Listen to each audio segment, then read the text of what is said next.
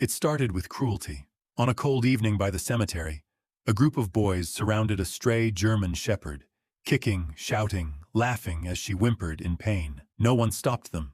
No one cared until a man stepped out of the shadows.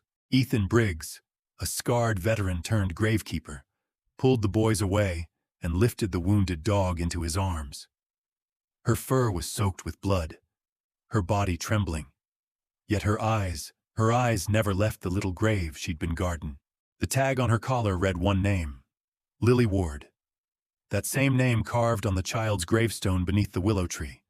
And when Ethan tried to leave, the dog began to dig, revealing a piece of ribbon and something the police had missed years ago. What follows is a story of mercy, truth, and a bond only God could create. Between a man who lost his faith and a dog who refused to forget. If you believe miracles still walk among us, please like, share, and subscribe. Tell us where you're watching from, and may God bless your heart tonight. The evening air hung heavy over St. Mary's Cemetery, the kind of Texas twilight when the wind smelled of iron and dust.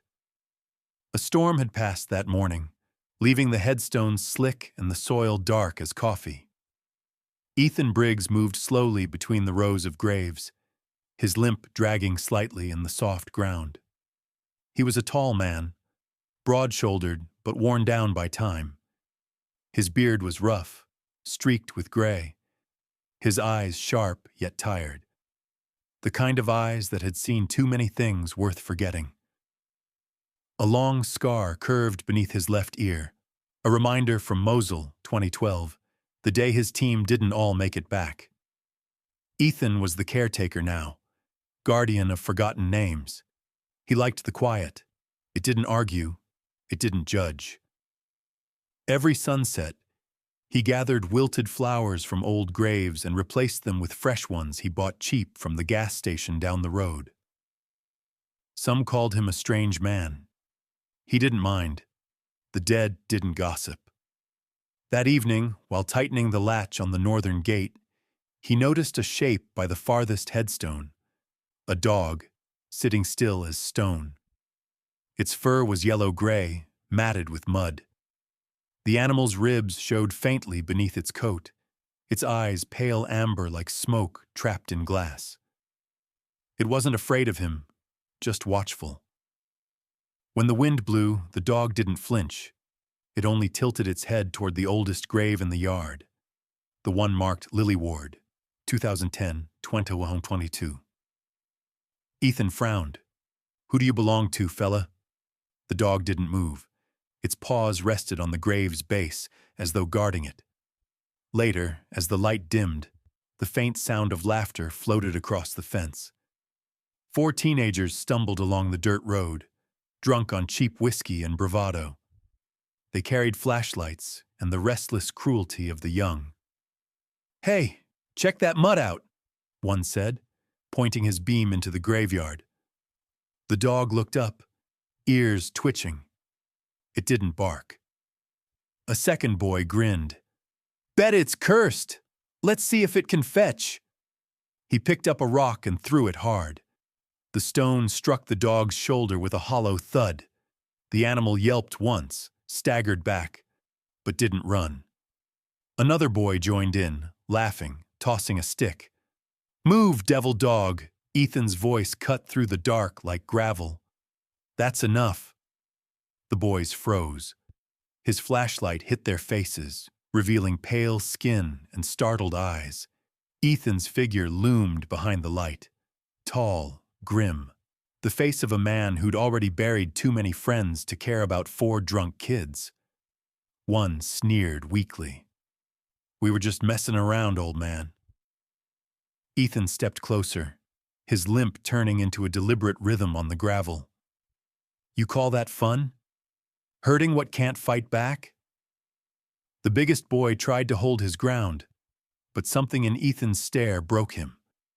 They muttered curses and disappeared into the night, leaving behind the echo of their laughter. When the gate clanged shut behind them, Ethan turned back to the animal. The dog had not moved far. It stood in the moonlight now, trembling. Ethan crouched, his knees cracking. "Easy there," he said softly. "They're gone." He reached out a scarred hand. The dog hesitated, then limped forward on one injured leg. Its neck bore a dark, deep mark, a scar like a rope burn. Someone had tied it once, tight enough to hurt. Ethan touched the mark gently. "You've seen worse days too, haven't you?" The dog's gaze met his. For a moment, something passed between them. Recognition, or maybe the kind of shared weariness only survivors understand. Then, carefully, the animal dropped something at his feet. A small silver locket caked with dirt, the hinge broken. Inside, beneath a cracked glass cover, was a girl's photo. 12, maybe 13, smiling shyly. Beneath it, engraved letters, Lily. Ethan's breath caught. He looked toward the grave again, the same name. He opened the locket wider. Inside the lid, a faint inscription read, "Return to the one she prayed for." He stared at it until his hand shook. The phrase meant nothing, and everything. He had no idea why it made his chest tighten, why the air felt colder. He only knew this dog didn't wander here by accident. The church bell on the hill above had been silent for years, yet at that moment, as if stirred by the same unseen hand that turned Ethan's thoughts, it rang once, slow and hollow. The dog lifted its head and howled. It wasn't a cry of pain, but something deeper, almost human, echoing off marble and stone. Ethan rose, eyes fixed on the steeple silhouetted against the fading sky. "Lily Ward," he murmured, testing the name aloud. "What are you trying to tell me?" The wind shifted, carrying the scent of rain and rust. The dog limped toward the church road, then stopped, glancing back at him with those golden eyes that looked too knowing for a stray. Ethan hesitated only a moment before following. He didn't understand why, but he felt he had just been called to something that had waited a long time for him. At the edge of the cemetery, he paused and looked back. The graves shimmered faintly under moonlight. For the first time in years, Ethan Briggs felt the hollow place inside his chest stir, like an old wound beginning to wake. As he reached down to scratch the dog's neck, it pressed closer, shivering. He could feel its heartbeat against his palm, steady, alive. He whispered, "You and me then, Hope. Let's see what this world still wants from us." From somewhere distant, a single bell tone rolled again, low and solemn, blending with the night wind. The cemetery fell silent except for the faint sound of paws and boots leaving the gate behind. The next morning broke gray and brittle. A layer of mist hung low over the cemetery, softening the edges of headstones and trees. Ethan Briggs stood by the old caretaker's shack with a cup of stale coffee, staring at the dog lying by his boots. Hope was awake but still, her amber eyes fixed on something invisible beyond the fog. Her coat, though brushed the night before, still showed the uneven marks of old wounds. Ethan had wrapped her neck with a torn strip of his shirt, a small gesture of apology for humanity. He hadn't planned to keep her, yet when dawn came, she was still there, and he found he couldn't send her away. He crouched beside her. "You gonna keep haunting me, huh?" he said. Hope blinked slowly, as if in answer, and then, without warning, stood up and trotted toward the back fence. Ethan followed, limping slightly, coffee forgotten on the railing. Hope stopped near the far corner where the fence met the woods. The ground was uneven there, overgrown with weeds and wildflowers. She began to dig, frantic, paws throwing dirt behind her until something wooden surfaced, a small cross, weather-beaten, half-buried. Ethan brushed the dirt aside. Someone had carved initials into the cross. LW, Beneath it lay a faded handkerchief, white once, now stained rust brown. He lifted it carefully. Embroidered near the edge was a tiny purple lily. A truck engine rumbled up the gravel road behind him. The sound was enough to make his muscles tighten. A white sheriff's pickup pulled into view, and from it stepped Deputy Carl Dwyer, a man in his late 50s with thinning blonde hair, a heavy gut, and eyes that carried the dull arrogance of someone who had worn authority too long. His uniform was clean but wrinkled at the waist, the badge slightly tarnished. Dwyer had been in this town forever. He knew everyone's sins, mostly because he shared them. "Mornin', Briggs," Dwyer said, his voice slow and nasal. "You digging up graves now, or what?" Ethan stood, keeping the handkerchief behind his back. "Dog found something. Just checking it out." The deputy squinted. "That the mutt them boys were talking about last night? Said you nearly took their heads off." "They were beating her," Ethan said flatly. Dwyer smirked. "Yeah, well, boys will be boys. Don't need no war hero going vigilante in my town." "Maybe your town should treat kindness like law," Ethan replied. For a moment their gazes locked.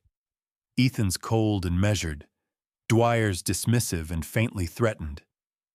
Then the deputy spit to the side. "You find something you think's evidence, bring it to me. Don't play detective." He tipped his hat and lumbered back into his truck. As the engine faded, Ethan looked down at Hope. "That man doesn't like questions," he muttered. Hope's ears flattened. "Yeah, I got the same feeling." Later that day, Ethan visited Father Samuel Green, the parish's old priest who still lived in a small rectory beside the ruined church.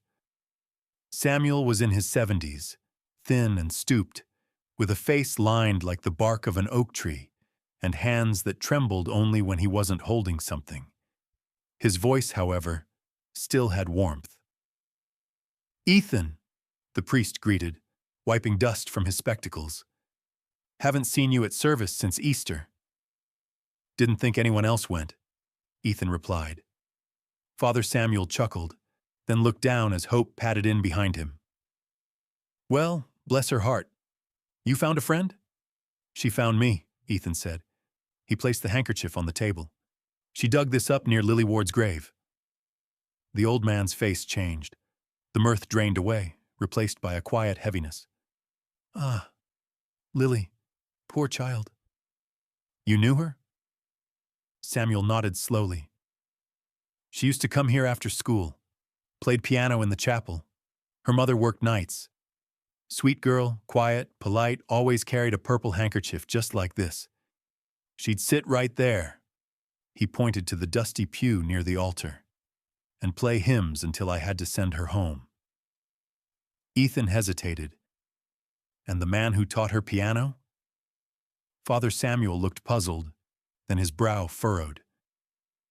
"You mean Daniel? Daniel Ross?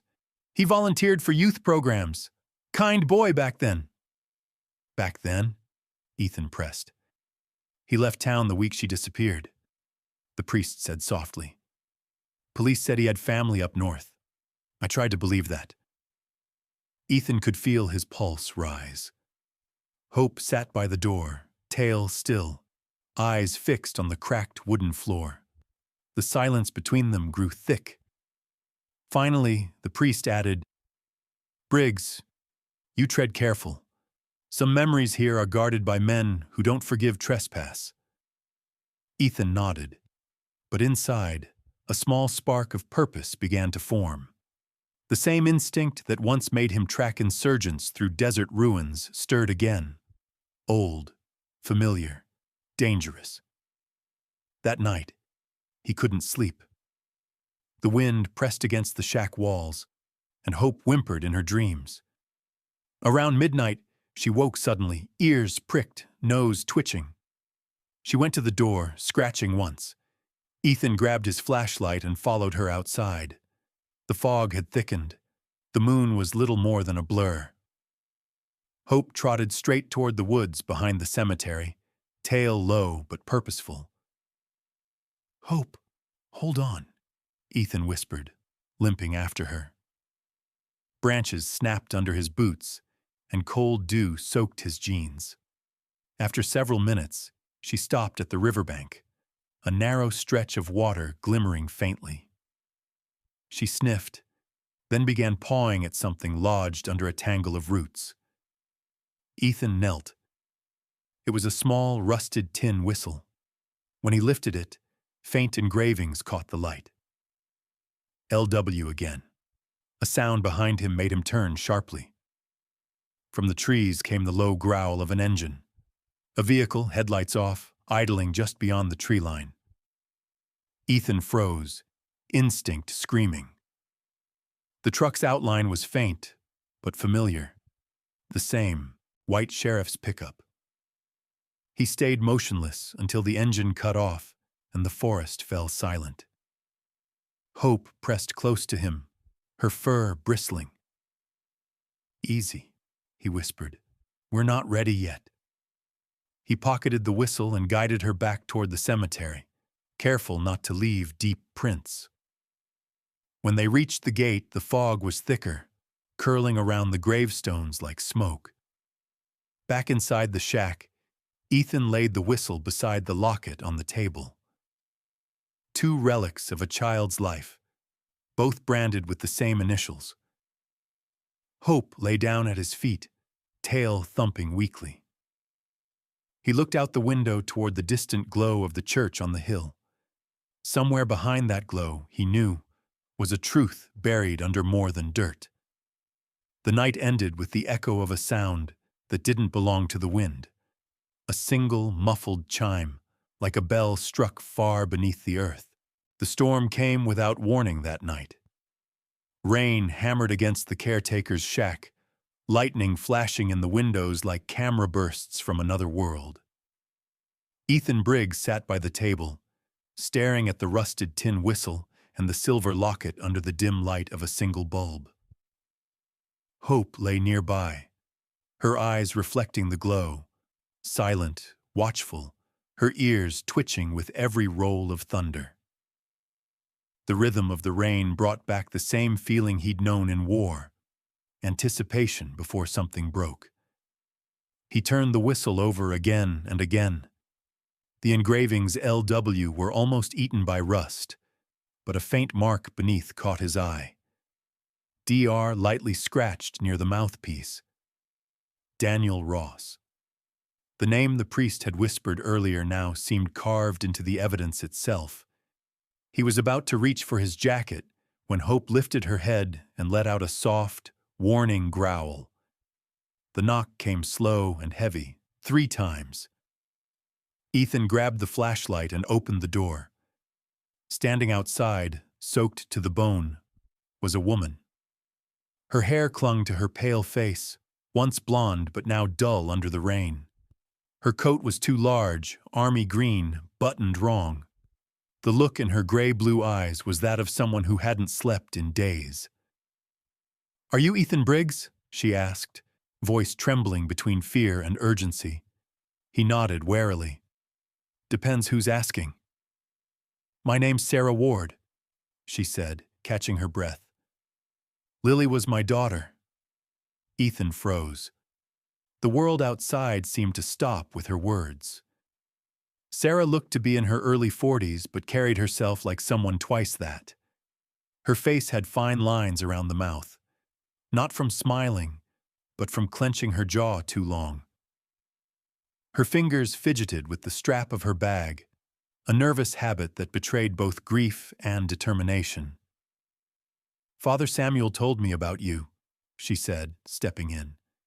"He said you found something." Ethan handed her the locket wordlessly. Sarah held it like a relic, brushing her thumb across the dirt-caked photo. Her lips quivered. "She wore this the day she disappeared," she whispered. Hope approached her cautiously, sniffed her hand, then sat down beside her knee. Sarah looked at the dog and, for the first time, something softened in her eyes. She looks like Lily's dog, Daisy. The same eyes. She's called Hope, Ethan said. Found her by your daughter's grave. She had this. He pointed at the locket. Sarah sank into the chair, shivering. They said Lily ran away, that she'd been troubled since her father died. But I knew better. Ethan poured her a cup of coffee, watching her fingers tremble as she held it. You think she was taken? I know she was, Sarah said, her tone sharpening. The sheriff shut the case down in a week. Deputy Dwyer told me not to stir rumors, said it would hurt the town's reputation. After that, nobody talked to me again. I left, but I couldn't forget. And now, after all these years, you find her things again? You tell me that's coincidence. Ethan sat opposite her, the rain still pounding the roof. Then let's stop pretending it was. Hope barked once, sharply, and moved toward the corner where the floorboards met. She scratched, whining, then began pawing at the seam. Ethan followed her and noticed the faint outline of a square panel beneath the rug, something like a trap door, its hinges sealed by rust and time. He grabbed his crowbar and pried it open. The hinges groaned. A cold gust of air blew up from below, smelling of stone and mildew. A narrow set of wooden steps descended into darkness. Sarah covered her mouth. What is that? Old maintenance crawl space, Ethan muttered, shining the flashlight down. Didn't know it was here. Hope whined again and started down the stairs before Ethan could stop her. Damn it, Hope, he called, then turned to Sarah. Stay here. Like hell, she said, following. Her fear had shifted into a grim resolve. The stairs creaked under their weight as they descended into the damp air. The space below was small, barely enough to stand upright, and lined with old stone walls blackened by age. It looked like part of the original church foundation before the cemetery expanded. Hope's nose was pressed against a section of the far wall, whining. Ethan examined it with his light.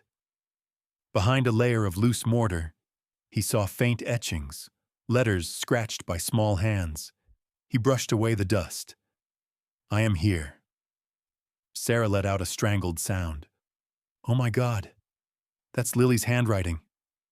Ethan knelt, pressing his hand to the cold wall. There's more. Below the words was a rusted hook, holding a small iron ring. He pulled it, and part of the stone slid away, revealing a crawl space barely large enough for a child. Inside, wrapped in decayed fabric, lay a broken piano key and a small notebook, its cover warped by moisture but still legible. Lily's diary. Sarah took it in trembling hands. She wrote everything down, she whispered.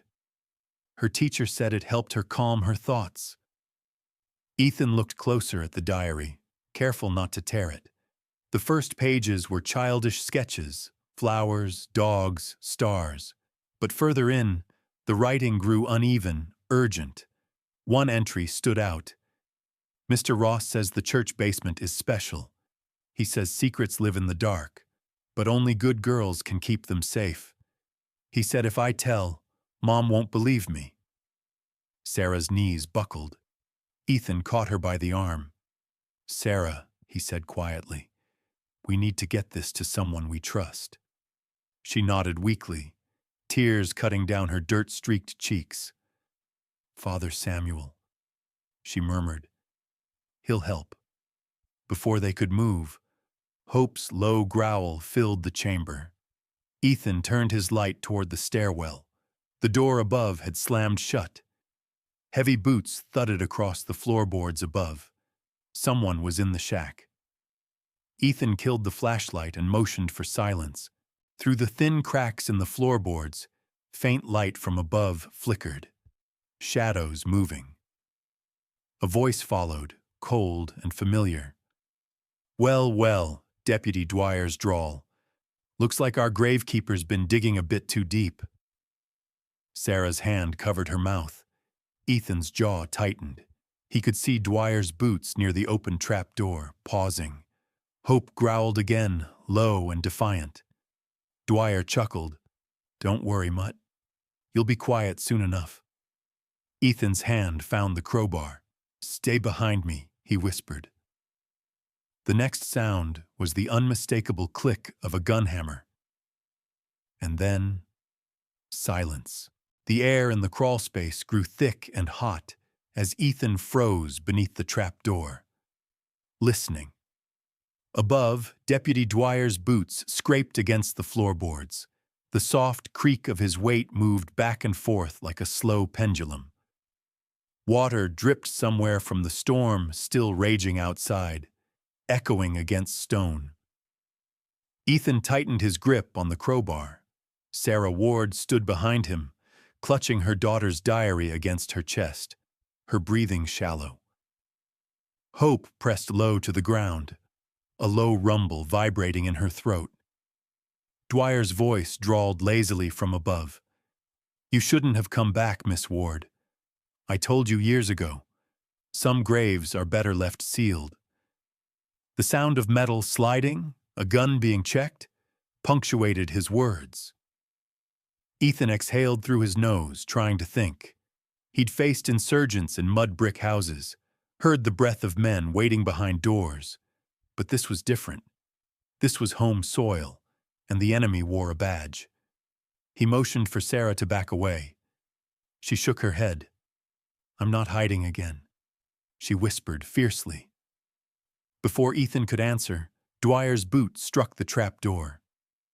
You two done whispering down there? He called. Then the metallic click of a latch.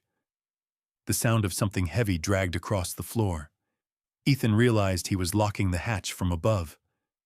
Sarah gasped. He's going to bury us alive. No, Ethan muttered, scanning the narrow chamber. He's trying to scare us. He pointed toward the opposite wall. That tunnel must connect to the old church cellar. Help me move these stones. Together, they cleared the rocks until a hollow opened wide enough for Ethan to crawl through. The tunnel beyond smelled of dust and rot. He led the way, Hope close behind, Sarah following, her flashlight trembling. After several yards, the tunnel sloped upward until it ended behind a rotted wooden door. Ethan pushed. It gave with a groan. They emerged into a dark, crumbling basement. Rusted tools hung on pegs, and boxes marked St. Mary's Archive were stacked against the wall. It was part of the old church. Sarah wiped mud from her hands, whispering, she was here. Hope sniffed around, tail stiff, then barked once at the far end of the room where an iron staircase spiraled upward, the old bell tower. Ethan glanced at Sarah. Up there. If we get high enough, maybe we can signal. They started climbing. The stairs moaned with every step, each footfall echoing up the hollow shaft. Lightning flashed through narrow slits in the tower walls, painting their faces in white and shadow. Halfway up, Ethan stopped. The door below slammed open. Found you! Dwyer's voice bellowed, thick with rage. His flashlight beam sliced the darkness below, shaking as he climbed, one hand gripping his pistol. The years of corruption had bloated his body, but fury gave him speed. Ethan shoved Sarah upward. Go! Don't stop! At the top, they burst into the bell chamber. The great, bronze bell loomed over them like a ghost, its rope frayed and half-burned from old lightning strikes. Windows shattered from wind and rain surrounded the room, opening the space to the storm. Sarah turned, wild-eyed. What now? Ethan scanned the rafters. We hold him here. The trapdoor below slammed open. Dwyer's face appeared, sweat and rain dripping from his brow, the gun steady in his hand. Step away, Briggs, he barked. That diary goes back where it belongs. Sarah clutched the notebook to her chest. "You murdered my daughter." Dwyer's lips twisted. "I didn't touch that girl, but I kept things clean after Daniel lost control. Somebody had to protect the town." Ethan's voice hardened. "You buried a child to protect a coward." Dwyer's gaze flicked between them. "You think anyone will believe a drunk ex-soldier and a grieving mother over me? I've worn this badge 20 years. Hope growled, stepping between him and Sarah. The wind howled through the shattered glass, making the bell tremble. Ethan lifted the crowbar slowly. "Then take the badge off." The lightning hit a moment later, brilliant and blinding. Dwyer fired. The bullet hit the bell's edge, sending a deafening clang through the chamber. Hope lunged, teeth flashing. Dwyer stumbled, kicking, the gun skittering across the floor. Ethan swung the crowbar, catching Dwyer in the shoulder. The man howled and fell backward against the railing. For a split second, the world froze. Rain, thunder, the massive bell swaying. Dwyer reached out, clutching Ethan's arm, eyes wild. "You think this changes anything?" he hissed. "They'll never let you win." Ethan wrenched free. "Then I'll make them listen." Dwyer's boots slipped. The rotten railing gave way. He fell through the open air, vanishing into the darkness below with a sound that ended too quickly, silence. Then the bell moved again, as if stirred by something unseen. Its deep tone rolled across the storm like a funeral hymn. Sarah sank to her knees, shaking. Ethan put a hand on her shoulder. Hope limped to the edge, ears back, staring down where Dwyer had fallen. Lightning flickered, showing the man's body sprawled in the nave below, the badge lying inches from his outstretched hand. "We need to call Father Samuel," Ethan said quietly. "He can make the truth official before anyone buries it again." Sarah nodded weakly. "He'll help us. He has to." They started down, Hope leading, careful on the slick stairs. When they reached the ground floor, the old front doors of the church burst open with the wind. Father Samuel stood there in the threshold, his thin frame silhouetted by the lightning. His face was pale, his eyes full of something between sorrow and resolve. "Ethan," he said softly, "I heard the bell. I feared what it meant." Ethan stepped forward. Mud streaked down his arm, rain dripping from his jaw. "It's over. Dwyer's dead. But the truth, Lily's truth, is right here." He handed the diary to the priest. Samuel took it with trembling hands. "Then may the Lord forgive us all." Behind him, sirens wailed faintly from the distance, growing louder. Perhaps someone had heard the shot. Hope sat beside Sarah, her tail still, her body pressed close as thunder rolled again. Ethan looked up at the bell tower one last time. "She wanted to be found," he said. "And tonight she was." The priest crossed himself and whispered a prayer as the rain began to ease. Outside, dawn's first gray light broke through the clouds. Somewhere above, the bell gave one final, soft note. As if in gratitude, the rain had passed by dawn, leaving the air thick with the smell of wet earth and ash. Sunlight filtered through the broken stained glass of St. Mary's, painting fractured colors across the ruined pews. Ethan Briggs stood near the front of the church, his clothes still damp, his hands darkened by dried blood and dirt. The silence felt heavier than the storm itself. Hope sat beside him, her fur clumped with mud, her amber eyes fixed on the sunlight crawling along the floor. Her left leg was bandaged with an old strip of cloth, but she held herself with quiet dignity, the bearing of a soldier's companion. Behind them, Sarah Ward knelt near the altar, both hands resting on Lily's diary now laid open like scripture. Her blonde hair was still damp, sticking to her neck. The pale skin of her face glowed faintly in the morning light. Grief had carved deep lines along her cheeks, but for the first time in years, her eyes were not hollow. They were fierce, alive. She whispered a prayer under her breath, one hand trembling as she turned the fragile pages. The door creaked open. Father Samuel entered, leaning heavier than before on his wooden cane.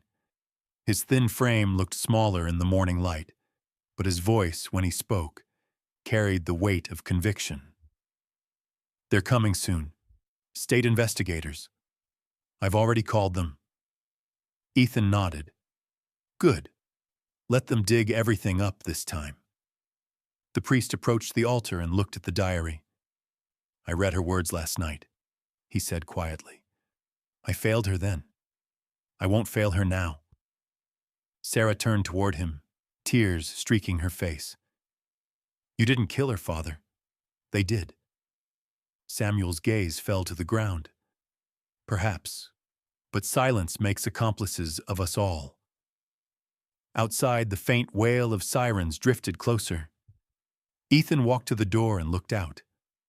The storm had torn branches from the trees, scattering them across the graves. The earth around Lily's resting place had been disturbed, mud streaked with paw prints and boot tracks.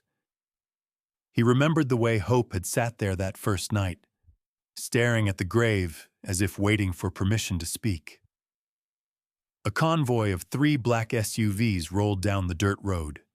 The lead car stopped, and a tall woman stepped out. She wore a dark suit, her hair tied in a tight bun.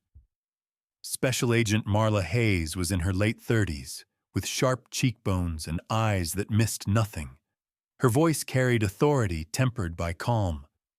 "Agent Hayes, FBI, you must be Mr. Briggs." Ethan gave a curt nod. "That's me." She glanced past him, her gaze falling on the church interior, on Sarah and the priest, and finally on Hope. "And this is the place?" "Yeah," he said. "You'll find everything you need here. The basement, the tunnel, Dwyer's body. It's all connected." Hayes adjusted her gloves and signaled to 2 agents behind her. Both younger men, serious and silent. They began unloading equipment. She studied Ethan for a long moment. "You've seen enough battles, Mr. Briggs. You know the truth doesn't always heal people." Ethan's lips tightened. "Maybe not, but it gives them a chance to live again." She nodded once as if understanding, then turned toward her team. "Search every inch. Preserve everything." Inside, Sarah clutched the diary as though afraid someone might take it from her. Hope pressed her muzzle against Sarah's hand, and Sarah smiled faintly. "She knew," she whispered. "Hope always knew where Lily was." Father Samuel lit the last of the unbroken candles and placed it at the foot of the altar. "Sometimes," he said, "God sends angels not to rescue us from pain, but to guide us through it." Hours passed as investigators combed through the church and cemetery. The air buzzed with radios and camera flashes. Ethan sat on the church steps, exhaustion pulling at every muscle. Hope lay beside him, head resting on his boot. Agent Hayes approached, wiping rainwater from her clipboard. "We found everything you said," she told him. "The tunnel, the bones, the evidence in the crawl space. The diary will close this case. You did the right thing." Ethan shook his head slightly. "I just followed the dog." Hayes allowed herself a brief smile. "Then you followed the only witness who never lies." When the agents drove away that afternoon, the sun finally broke through the clouds. The light struck the church bell, now cracked along one side, and a faint metallic tone rang out. Soft, unforced, almost human. Ethan turned toward the sound. Sarah and Father Samuel stood together by the graveyard fence, watching as the clouds lifted. They buried the diary beside Lily's grave, sealing it in a small glass case, a promise that her voice would never be lost again. Sarah knelt, pressing her hand to the soil. "Sleep now, sweetheart," she whispered. "You're home." Ethan stepped closer. "She'd be proud of you," he said quietly. Sarah looked up at him, her face streaked with tears but radiant. "I think she'd be proud of all of us." Hope barked once, sharp and clear, then wagged her tail, the first sign of joy since Ethan had met her. The priest began a short prayer, his voice carried on the breeze. "Let light perpetual shine upon her soul." As the words faded, Ethan noticed the sun breaking through the bell tower window, a single beam landing directly on Lily's grave. Dust motes glimmered in the light, and for a fleeting second, it seemed to form the faint outline of a girl's figure beside the dog, small, smiling, her hand resting gently on Hope's head. Then it vanished. Sarah gasped softly. "Did you see?" Ethan nodded once. "Yeah," he whispered. "She's free." The wind stirred, carrying the scent of pine and rain. The church bell gave one final echo, low and pure, before falling silent for good. That evening, Ethan packed a small duffel bag and stood beside his truck. Sarah approached, Hope trotting between them. "You're leaving?" she asked. "Just for a while," he said. "The VA runs a program in Montana, rehab center for vets and rescue dogs. Thought I might help out." Sarah smiled through her tears. "You're good with lost souls." "Guess I just understand them," Ethan replied. He knelt to scratch Hope behind the ears. "You ready for another road, girl?" The dog barked once and jumped into the passenger seat, tail wagging. Sarah pressed something into his hand. It was the small silver locket, polished clean now. "Take this. It'll remind you why you keep fighting." Ethan nodded, unable to speak.